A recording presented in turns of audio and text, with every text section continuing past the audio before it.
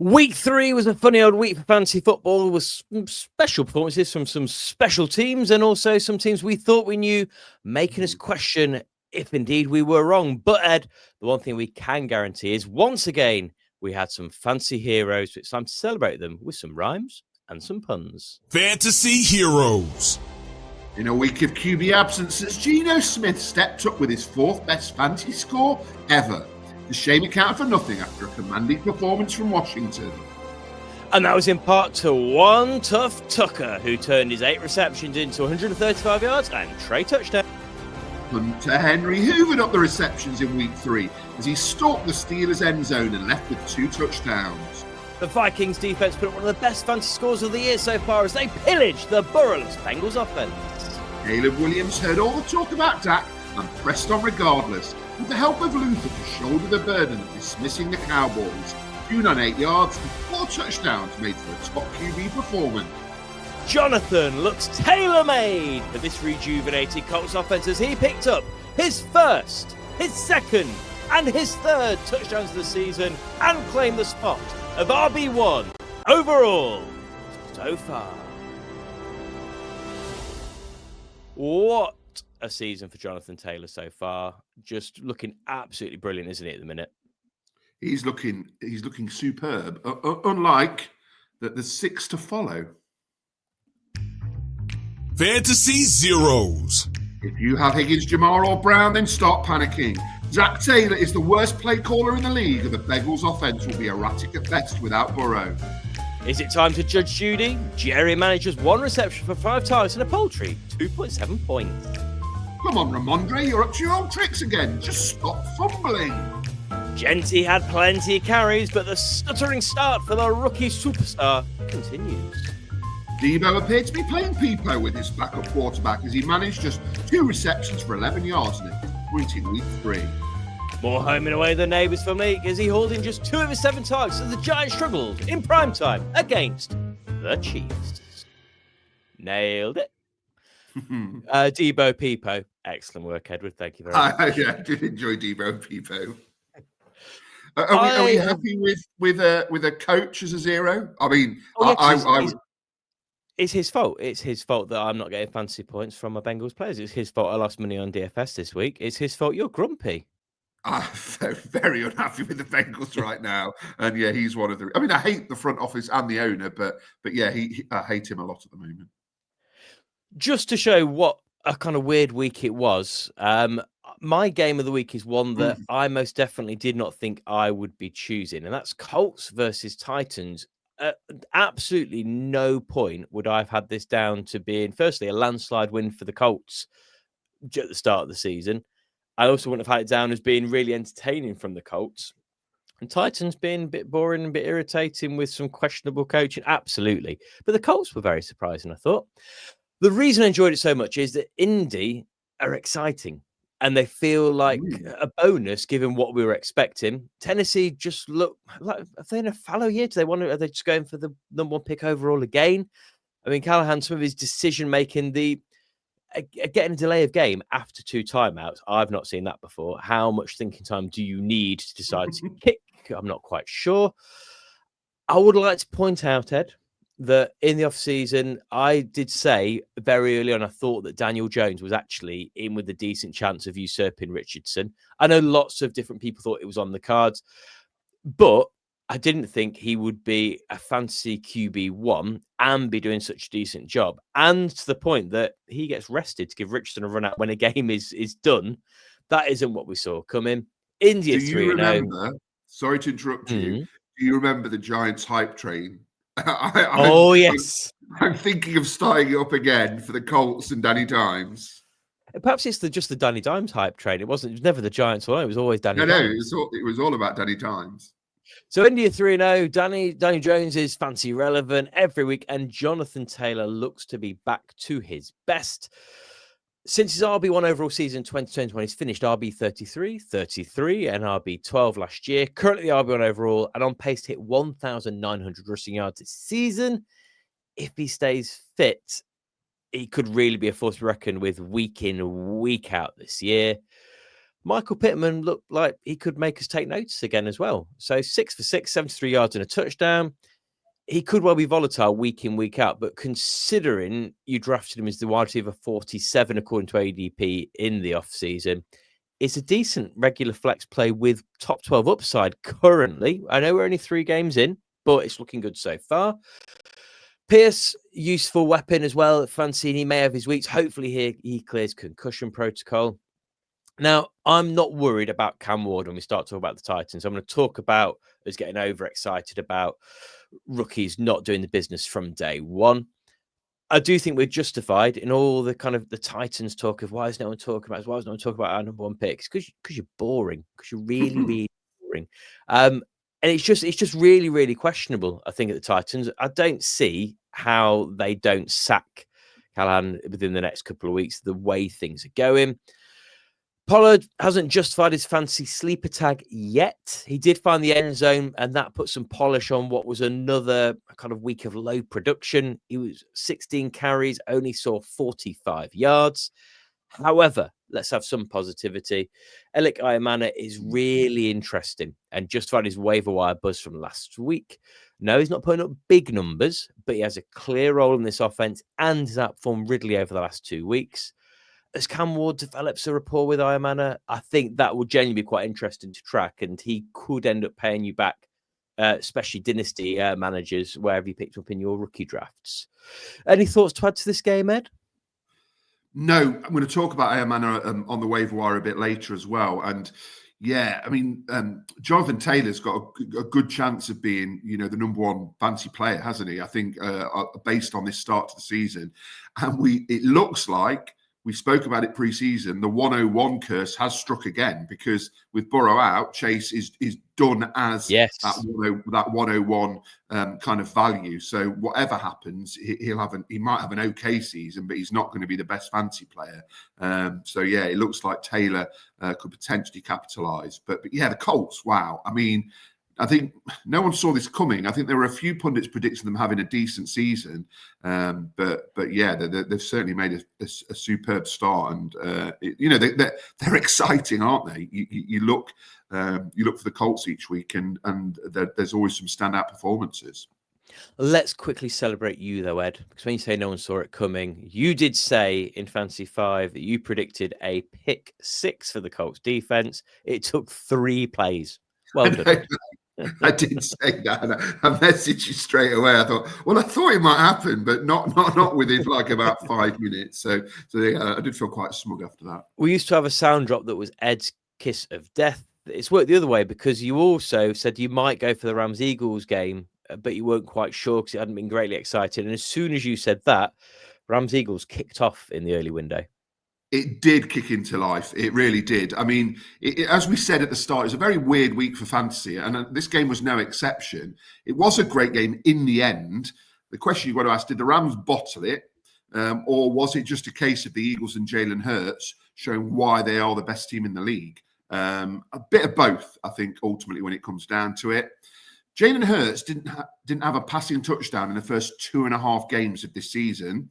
Maybe because he just didn't need to have a passing touchdown. The Eagles were doing enough without that. But he stepped up when required with 3 passing touchdowns in the second half against the Rams. And he's doing very well. QB4 after 3 weeks.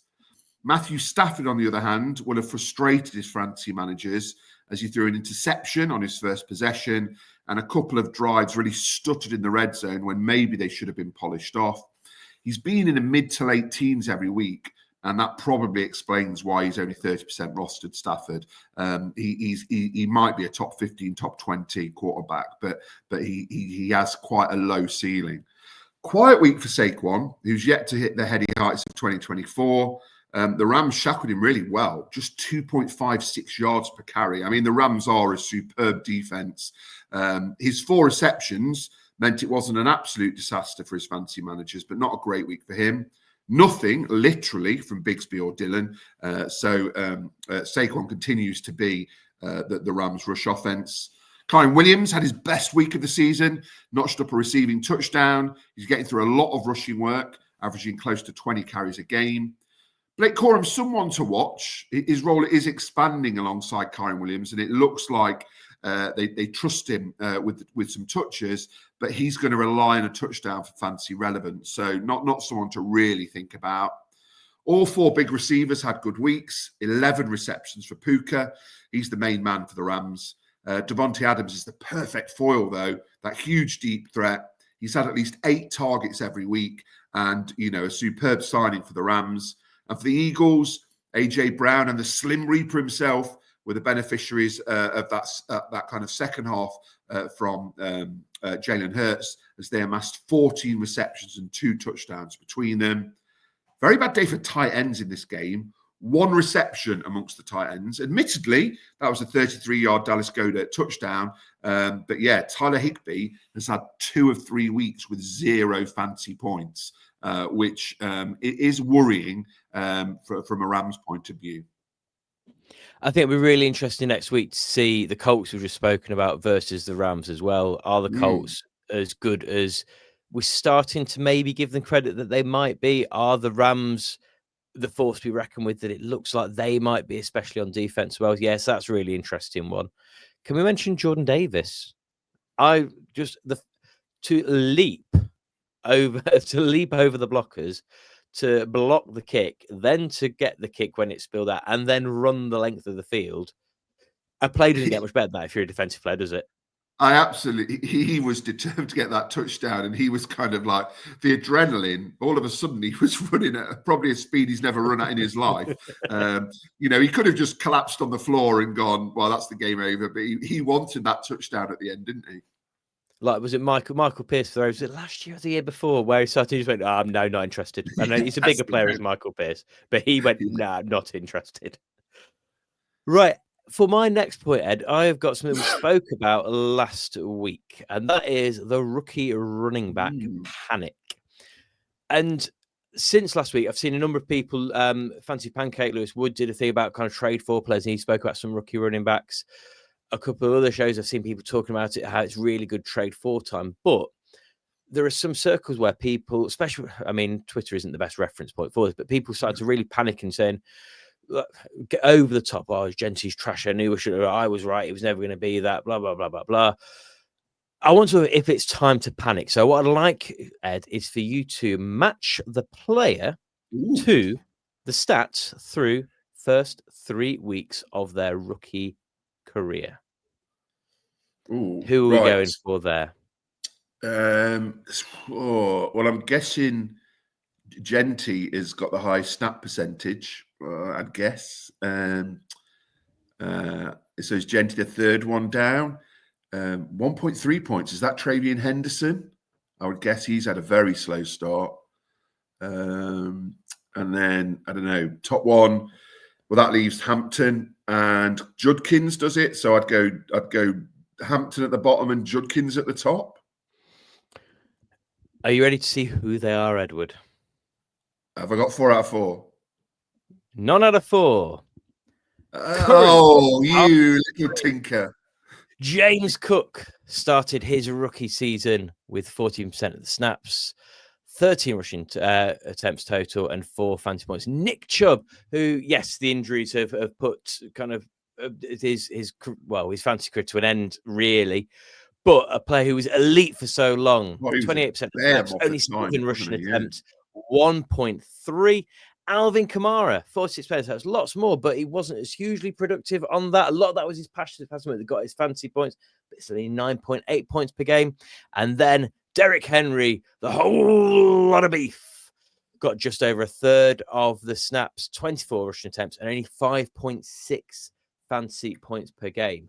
So, looking at how those seasons ended, James Cook finishes rookie season the RB 44. Nick Chubb finishes the RB 17. So he got things really moving after that 1.3 point start. Alvin Kamara finished his as the RB 3. So really turned things around. And Derrick Henry is the RB 46. So in Cook and Henry, you've got players that I'd imagine you could have got for fairly kind of modest trade value in dynasty leagues based on that. And then in Chubb and Kamara, you have players who absolutely paid you back if you stuck by them through that. So basically, Ed, what I'm getting at is I don't think we should be panicking at all. Having a look then over the course of the first 3 weeks so far, In front of you there, you've got Genty, Henderson, Hampton, Harvey, and Scatterbo after his performance week 3 and where they're currently at. So towards the bottom of that, we've got Henderson's RB34 and we have Scatterbo. This is very much after yesterday's performance as well for Cam, is RB15. So Genty, Carol has spoken about his workload increasing over the next few weeks. Hampton, have we seen his breakout game? 3 receptions first 2 weeks, 6 in week 3 is a really good development. Henderson, I mean, Stevenson is going to try his best to fumble his way out of a lead role, and if possible, playing for the Patriots. So I'd say Henderson will hopefully be more involved in the passing over the next few weeks too. Just hope to see him being a bit more productive with his yards per carry. RJ Harvey, Dobbins has been solid. So there's been no need to rush Harvey into a prominent role at this point. Scatterby looks on an upwards trajectory, RB 49 to 22, and currently at the time of recording, RB3 with Monday Night Football to go. And took advantage of Tracy missing time with that shoulder injury. Will he miss more time? Will Scatterby get the chance to make that his own? Judkins has shown flashes, currently RB30. Samson's also been promising, averaging 9.4 fantasy points per game. Tootin benefited from Bigsby's move and may benefit if ETN is ETN at some point during the season as well. And JCM last draft season rookie darling in fantasy drafts, and he'll have a chance to grow into a prominent role as well. Currently RB32. Basically, there's a lot of RB promise still from the 2025 draft class, and it's far too early to turn our backs on that because we're annoyed that we drafted them and they should be getting his points now. You've not drafted any of, well, Genty, you probably have drafted him too high, which we said temper your expectations. All of the other running backs, though, we always say pre-season, you're drafting them for what they do in the second half of the season, really. And it's a case of just making sure you clocked up enough wins before then. Do some need benching in redraft leagues at the minute? Yeah, absolutely. You want to consider that probably with a couple of those, maybe. Do they need trade? Do we trade these busts away in dynasty leagues? Yeah, please do. And I will happily try to pick some of them up for you at a premium before their breakout hits. Are you kind of been impatient of these, Ed, or like me? Is it kind of, look, let's see what comes through? I mean, I don't think either of us go heavy on drafting rookie running backs for redraft anyway, do we? No, I mean, I haven't got loads of shares in these, to be honest. I've got quite a lot of Scatterbo, to be honest, and so it's nice to see him have a good week 3. It's no coincidence that Judkins, Hampton, Scatterbo have all had good week 3s as they start to, establish themselves. And I think it's a strong rookie running back class. And if it gets to kind of week 6, week 7, in a redraft league, and that they're still not producing. Like Henderson is still miles behind Ramondre Stevenson, etc. Then you consider dropping them. But at the moment, you've got to give them a chance to establish themselves. And I think I've seen a lot of rubbish written about Genty. Again, admittedly, on maybe social media, but yeah, he might not have the kind of season that some were predicting, but he will have a very solid season. And this is one of the things we spoke about before, that there was always a route to this happening, and so we can't be hugely surprised. And I know when it was one of the few things we got some kind of proper pushback on one of our shows where we said, like, actually, is he nailed on? Will Hampton be ahead of him? That was one of my hot takes. Hampton finishing ahead of him. All of a sudden, that looks like it could well be the case this year. Will Genty be a bust for his career? I highly doubt it. The guy is an athletic monster, and we've all seen what he's capable of. He's just not there yet. So, yeah, that is our soapbox about rookie running back class. If you do want to trade them away and we're completely wrong, hit us up. We will happily trade for them in your dynasty leagues. Ed, you've got something you would like to... It's another thematic thing for us, I guess, that you want to talk about as your fancy talking point this week. Yeah, with it being a great week for defenses and special teams, I thought it was worth talking about them and say it may well have been, but this is our fancy mantra. You should still be streaming your defenses, okay? We will say that in every show if we need to. I mean, let's look at the Vikings. Mega score from the Vikings this week.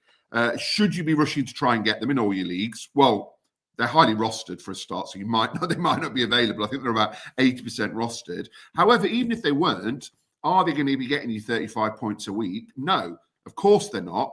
And next week, they face a really well-coached team, unlike the Bengals, in the Steelers. So I think, they might struggle to get a big score next week, and I might potentially be not thinking about starting them. Let's just have a look at the defensive fantasy performances over the first 3 weeks. Just Monday Night Football to go. I don't think there's going to be any big defensive performances between the Lions and the Ravens, but there might be. But week 1, top 5, Broncos, Colts, Rams, Jags, and 49ers. Week 2, top 5, Falcons, Ravens, Cardinals, Seahawks, Patriots. Week 3, Vikings, Panthers, Steelers, Seahawks, and Bucks. So only one team has been in the top 5 twice, and that's the Seahawks. So of the Eagles, who are the most drafted defense, and I think they're currently rostered in about 92% of the leagues, they currently sit 15th overall and haven't featured in the top 5 in any week. So if you drafted the Eagles with quite a high pick in your fantasy draft, you're an idiot. And that is where the lesson endeth. But we said as well that people were drafting 1 and 2 in redraft leagues, Bills and Ravens, who played each other week 1, and they were never going to have good points. This is what they actually carry on. Draft your defenses. It leaves more valuable players for us on the waiver wire retreat. This is also why when you're doing your waivers, I picked up somebody like Elikai Mana, in one of my late, in quite a lot, Cam Scatterboo, in quite like, while you're picking up, I'll get the Eagles in, people are picking up the likes of Scatterboo and Ayamana, who, might take a while to settle, but they will be there to cover for injuries and et cetera, et cetera. So it just makes no sense to me when people are taking a defense with like 10th, 11th, 12th pick in their draft. Yeah, it always makes more sense to kind of see who a team has got the following week. So, out of interest, Ed, who are the Bengals playing in week 4? Well, that's it. The Bengals have got the Broncos next week. There we go. But the Broncos are very highly rostered. I will be trying to get them in every league that I possibly can. But yeah, you just like you will. I mean, we joked about the Panthers as well, but I mean, the Panthers defense actually looked pretty good this week. I might mention them in the waiver wire actually because of something later on. But anyway. Right, I've just realised we've got this far and we've not given ourselves a shout out, Ed. So if you are enjoying it so far, please do give a subscribe. It's easy for me to say, a like and a share, and also get involved in the comments down below. You can subscribe if you don't want to subscribe or whatever I was trying to say. But Ed, it's time for us to have a look. It's my least favourite part of every single week, and that is the injury report. This is a bit of a muddy one because there were so many players in and out of games and niggles and people playing through them. So I've gone for 4 of the headline ones, a couple of which have become just before start of record, have become a bit more apparent. So Mac Jones re-aggravated his PCL injury, but finished the game. That is one to watch with Brock Purdy out as well. Mike Evans, I had 2 things I hate to hear together. And Mike Evans, hamstring. It just, that's going to be a huge shame if he misses time as well. He's got awaiting an MRI. CeeDee Lamb looks to have a high ankle sprain. That often means a few weeks. So high ankle sprain, what's the phrase? The Liz Frank injuries. Well, anytime you hear those sorts of phrases, that's always worrying, especially for a wide receiver. And then James Conner, due to have ankle surgery and is out indefinitely. A player that has been through his injury and illness kind of trials and tribulations over his career, and it's such a shame to see that.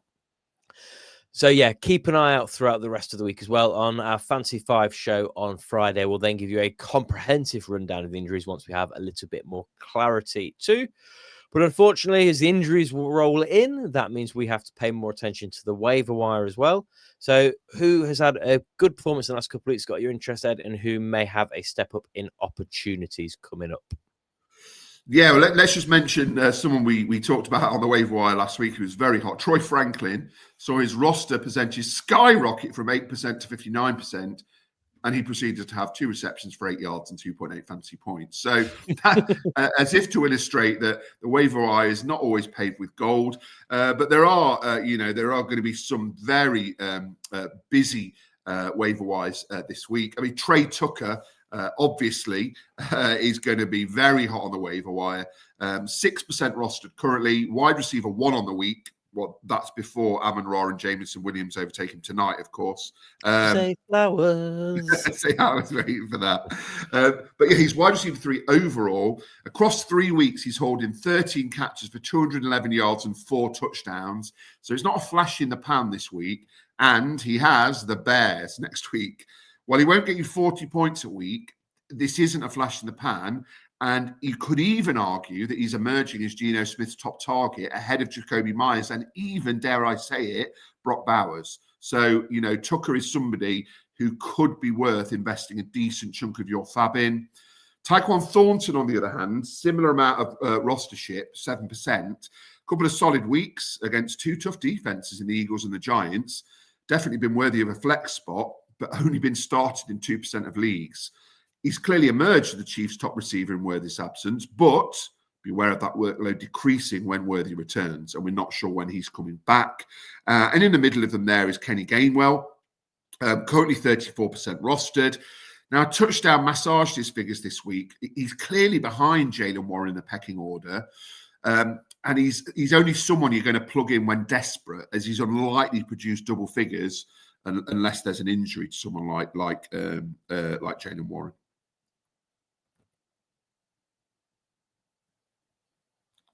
Mark, you're muted. We can't hear your beautiful voice. I do apologise. The worry is that is leapfrog Caleb Johnson as well. So that is one rookie running back I'm a little bit worried about, because it's quite tough to come back from such a mistake he made, at least immediately. But I'm hoping we hear from Caleb Johnson later in the season as well. Next up, we've got a player that is going to see their rostership soar because of some of that injury news. That's right, Trey Benson. I mean, he's currently 60% rostered, so there's a good chance he's not available in your leagues. It does look like James Conner's done for the season, sadly. So Benson instantly becomes a huge asset. He managed a very solid 4.2 yards per carry when stepping up to replace Conner against the Niners. He's currently only being started in 6% of leagues, which should shoot up to well over 50% going forward.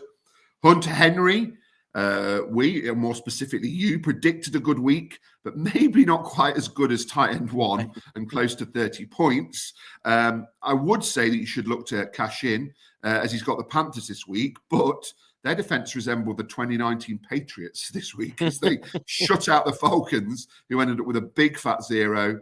But in all seriousness, he's not going to get double-digit targets every week, but does look to be a bit of a safety blanket for Drake May at the minute. So he's somebody that, if you're in a tight end bind, I would certainly look to be investing in. And we mentioned him earlier, Elikai Amana, 50% rostered, back-to-back solid weeks, and emerging as a really reliable flex play. He's averaging 6 targets a game and has had touchdowns in back-to-back weeks. You'd imagine his role will continue to expand, and I would not be surprised at all if he emerges as wide receiver 1 in Tennessee as the season progresses. So if he's available in your league, I would get him onto your bench ASAP. Yeah, Hunter Henry is someone that I've spoken about a couple of times as being a good plug-and-play streaming tight end, but as much as I would love to claim being all-seeing, because I didn't anticipate that whatsoever, and he will have his quiet weeks because May, I think, is still growing into it, isn't it? I don't know whether he's going to hyper target him or whether he's that safe blanket, and whether he won't always need that as well. But yeah, he's definitely a good run. All 3 of those, because if they are available in your league, then it's worth a decent bit of fab, to be fair, isn't it, for each of those? Before we move on to Monday Night Football, once again, please do take some time to give a subscribe, a like, and a share. And then this evening, you can settle down for Monday Night Football, the true game of the week, as the mighty Ravens take on the Detroit Lion Cubs in what's going to be a demolition job by the Ravens. No, complete disrespect to the Lions. I'm looking forward to this. Is such a good game because it's a true test of what the Ravens can do. The Lions, are they really back to their best on offense after last week? One team leaves with a winning record, one team leaves with a losing record, and for either team to be a losing record at this stage isn't a good reflection, really, of what we've seen so far. After 2 weeks, we've seen a bad week and a good week from the Ravens defense. After 2 weeks, we've seen a bad week and a good week for the Lions offense. So here's the tiebreaker for both of them. Loads of fancy relevant players. So obviously we're not doing our starts and sits. You have got these players locked into your rosters, already sat on your benches by this point. But players you can feel fairly confident about heading into this game. Lamar Jackson, obviously, Derrick Henry, and Zay Flowers as well. Flowers was a perpetual could pay off for me for the whole of last year. But it just feels like a steady wide receiver 2 flex sort of player at the minute that I think you can be reasonably confident with. Mhm. Lions, Goff, Gibson, Brown, you're locking them all in as well quite comfortably. Unfortunately, I think this is the first time for a very long time I've dropped Monty out of a locked-in spot. He was locked in all last season for us, but there's just been a bit of a drop-off this year. You'd hope he still does a good job for you. I certainly hope so, because I love watching Monty. I think he's one of both our favourite players to watch in the league, isn't he, when he's on form? Big week for Williams last week, but I think I need to see a little bit more from him to feel completely safe starting him every week. It's probably more of a should pay off than a could pay off. And where you've drafted him, likely you're still all in on keeping him in your roster. And Laporte just still feels quite risky at present. He started in 90% of leagues, which shows you either how some people view draft capital or name value. That is a bit of a... I don't think I'd feel so confident to be starting him there. But once again, with 3 weeks in, we said not to panic on other players. That's probably the same with Laporte if we practice what we preach. Ravens, Bateman or Hopkins or Wallace or Walker will be a good flex play this week. No idea which one. Absolutely not a clue. Because the other 3 will do you nothing. However, if you are relying on one of these for your points this week, you're in a tough spot anyway. These are the sorts of players that when we get in deep into the buys or injuries creeping in, you might need to take a risk on one of them at any point. And then our best of luck, everyone else not mentioned. But I will quickly mention Justice Hill and Keaton Mitchell. Both are one big week away from having loads of fab spent on them. And then that's the point where you play the other the following week. Derrick Henry is doing all the work at the minute, but we just know what Justice Hill can do. We've seen what Keaton Mitchell can do. Starting either of them this week? Absolutely not. But they're the sort of player that I know at value you'll take a gamble on DFS any given week, because those weeks are coming, aren't they? Justice Hill always frustrates us. He always puts in performance. We spend loads of fab on him. He'll disappear for 3 weeks, then he'll do the whole thing again. Yeah, in fact, maybe we need to at some point have a look at players who have the most fab spent on them over the last 3 or 4 seasons, because Justice Hill is definitely in that mix, isn't he? Well, Ed, I think that is all the things that I have to say looking back at week 3. Anything else you would like to add? I hate Zach Taylor. Oh, there we go. We should finish on a negative.